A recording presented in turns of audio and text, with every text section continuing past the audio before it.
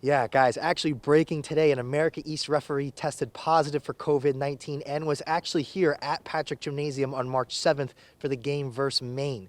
Now, health officials are saying that it's okay if you were here, as it was a packed house, as fans should have been far enough away from the court. Did you say last night was the coldest night we've had this season? Easily. I didn't look that closely, but I don't remember a night. It felt like it. Just walking to the closer. car, I was cold. Right. Happy Super Bowl Sunday to all, for sure. It's a big day, but the ice doesn't just melt because the Super Bowl's in Miami. New York entered Saturday having won 16 of their last 18 games. This is unheard of. Here comes Cammie O'Brien all the way to the net, and guess what? Top shelf, right where Mama keeps the cookies. 1-0 BFA. All right, what do you think? It's tough. The line, it's a 1-point spread for a reason. I think it's going to be a good game, but we're going to. I might have to go 49ers. 49ers I go with the underdog. Super Bowl title. Tyler, I think we have to say the deadly words.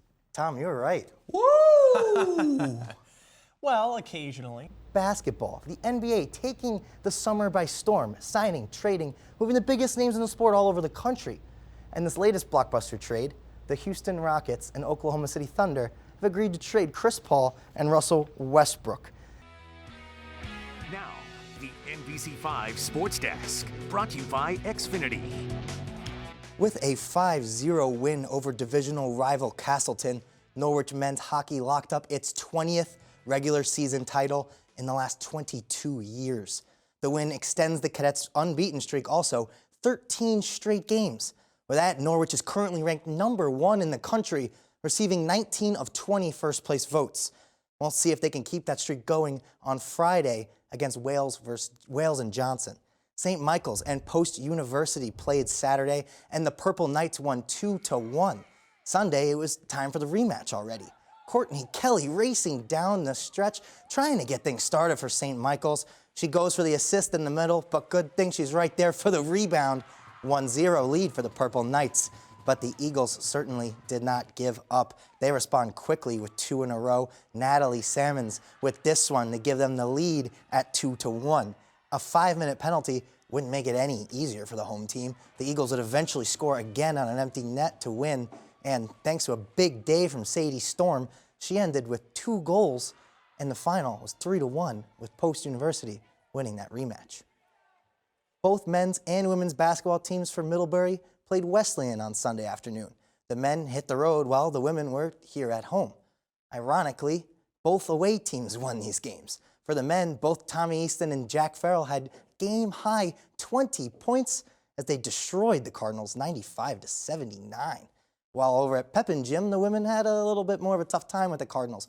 Reagan McDonald had herself a day with a team-high 19 points, but they came up short, falling 84-70. Both teams will play Tufts Friday at 7.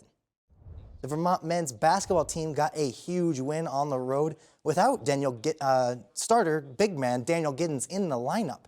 Star player Anthony Lamb also struggling on offense. He didn't get his first basket until there were 6 minutes left in the whole game. Everett Duncan, though, is absolutely on fire from 3. And on the other end, Malik Ellison didn't make anything easy for the Catamounts, getting another double-double on the season. He's actually averaging a double-double now after that showing. This game down to the last play, which was a little sloppy, but as they say, a win is a win. Now let's take a look at the standings in the America East. Catamounts now padding that first-place lead over the field with that win down in Hartford. The men jumped out to 9-1 in conference play. They haven't lost since the very first game in conference versus Stony Brook. That's 9 wins in a row. Stony Brook sat just a game back from Vermont, but fell at New Hampshire this weekend. So the Catamounts now sitting with a 2-game lead with just 6 games left to play in the regular season. Earlier today, right here on NBC, the surging Boston Bruins were facing Detroit, the Red Wings. It's time. Actually, it's going to be 2 meetings here. Boston will host Detroit coming up on Saturday as well. Boston looking for a 7th straight victory in the Motor City, while the Red Wings sit at the bottom of the National League standings. They're looking to improve as the season wraps up here in just about 2 months. Early in the second period, Brandon Perlini weaves his way down, shoots and scores on Tuukka Rask. Red Wings on the board 1-0. Less than a minute to go, though, in the third. Bruins on the move. It's Pasternak to Krug. Krug, that fake on the goalie is absolutely devastating. Take a look again. Krug gets the goal and ties the game 1-1, but it wasn't enough as Detroit will go on to score again and again. Boston snaps that streak as they lose 1-3. But like I said, they'll have chance for redemption coming up in Boston this time on Saturday. And not all bad news for Boston fans. The Celtics sneaked out a win on the road by just 1 point in Oklahoma City. They won that one, 112-111. And guys, this is a crazy story. Vermont native and Richford High School graduate Ellie Purrier set an American record for the indoor women's mile Saturday at Melrose Gardens in New York. Her time was 4 minutes, 16 seconds. Jesus. So previous record was 1984, was set by Mary Tabb.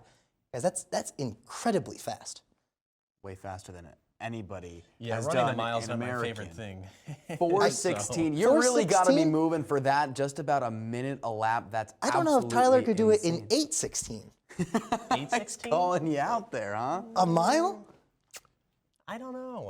I don't think I could do it in lot of number 6:16. crunching So at 11 o'clock at 4:16 is cooking. All right, let's take one last look outside, though. That was an indoor lap. You don't want to be doing an outdoor lap in -8-degree weather like we're going to get this Well, week. what about the next few days? We have 38 tomorrow. It's raining and snowing. Well, a little. I don't think there'll be much snow accumulation tomorrow, though. Right in the Champlain Valley, a couple inches outside, but still 36 on Wednesday with some sun. Probably another mix, too, on Thursday. But Friday, Saturday, Sunday, looking good, but maybe not feeling so great with the cold there Friday and at least Saturday morning. But it doesn't last very long. Could easily be 4 days of that, and it's only one. So. Well, it looks Friday for Valentine's Day. You want to get those dinner reservations and stay inside. That'll do it for us here on the NBC 5 News at 11. We'll catch you later. Have a good night and a good start to your work week. The 2017 MVP was Russell Westbrook, and he's going to join the guy behind me, the 2018 MVP, James Harden. Now, they were teammates on the Thunder. Now they're going to be on the Rockets together, on a Rockets team that was the 4th seed in the Western Conference playoffs just last year. And somehow they're not the favorites to win the championship this year. I think they're going to do just that, win the whole thing in 2020. You heard it here first. Just some food for thought since it's only July.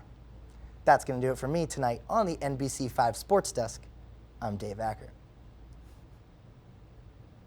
Earlier this month, I took a trip to New England Disabled Sports Center at Loon Mountain in New Hampshire. I had the opportunity to follow the Stoudnour family around for the day and see what life is like when someone in your family has a debilitating, life-threatening disease like Duchenne muscular dystrophy. Take a look. Some might argue there's no better feeling than flying down a mountain. It makes me feel free, kind of. Griffin Stoudnour is certainly one of those people. But because of his diagnosis with Duchenne muscular dystrophy, it's the way this 11-year-old gets down the mountain that sets him apart. So Duchenne muscular dystrophy is a progressive muscle wasting disease. It primarily affects boys, and that causes their muscles to progressively weaken as they get older. Not having the strength to stand up on skis makes hitting the slopes even more physically and financially challenging than it already is. And the equipment alone is $6,500. It was just kind of challenging to make the ask for money for a toy, essentially, for our son. But they were out of our price range. So in less than 24 hours, they crowdsourced even more money than they needed. Really cool. I got goosebumps right now. Now they have their very own BiSki, or sit-ski. So Griffin can join Mom, Dad, and little brother Ronan whenever they want. Anytime we can find opportunities to have fun and be together as a family and just be out enjoying the outdoors together is a gift. The most precious gift there is, because time is the ultimate enemy. I am hopeful that Griffin will see me pass before I'll see him, but that's not likely the situation. That makes being able to wait in line and hop right on the lift with everybody else so very special.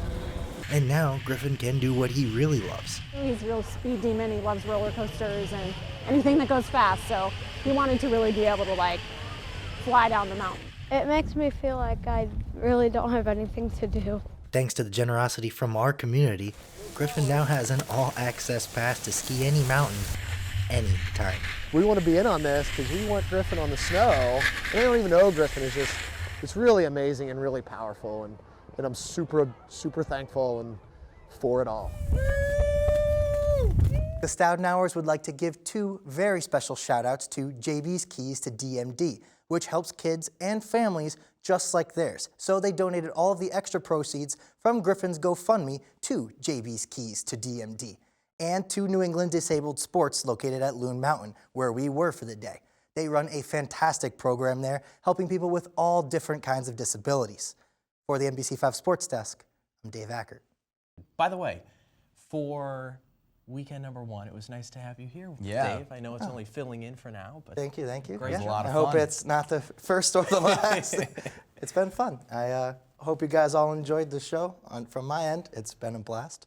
Cool. All right, well, that'll do it for us here on the NBC5 News at 11. Tom Garris, the one that called the game right, with the 2 guys that didn't. We'll catch you later. Have a good night. 49ers, what were you doing? Vermont might be known for its skiing, hiking, and maple syrup. Certainly not for producing swimmers. Definitely not Division I swimmers. That's why South Burlington's very own Miles Cochrane stands out. I had a chance to sit down with him and hear about his journey. During the deep freeze of February, swimming might not be on your mind. Especially during winter training. Winter training is notoriously just the hardest part of the year. But Miles Cochrane doesn't mind the cold. Sure, it's grueling getting up at 4 a.m. for practice, but that's what it takes.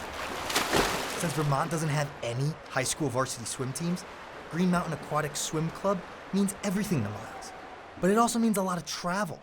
Most competitions are hours away, in the Boston area. So most families are responsible for that travel. They are 100%. Hotels, food, all of that is a big expense. It's worth every penny and every second for Miles and his family. Because if I hadn't really met my stepmom, who's the rower, I think that I would be in a very different place. Most kids start swimming competitively when they're about 5 years old. But Miles was already a teenager when he fell in love with the water. Miles is just a really unique athlete, I think, in a lot of ways, and that very few athletes come into the sport that, at that age and excel so quickly like he did. In a short time, he's made a pretty big impression. Next year, he'll be swimming at Penn State University. I got to see them swim at a meet against West Virginia firsthand. It was one of the greatest meet experiences of my life. I wasn't even swimming. I really kind of made that decision in my head. This is where I want to go. This is where I want to spend the next 4 years of my life. And after all of that, that's not even where he wants to stop. He has his sights set on the 2024 Paris Olympics. So you might be hearing his name a lot more often in the not too distant future, because that's where he wants to make his biggest splash of all. For the NBC5 Sports Desk, I'm Dave Ackert.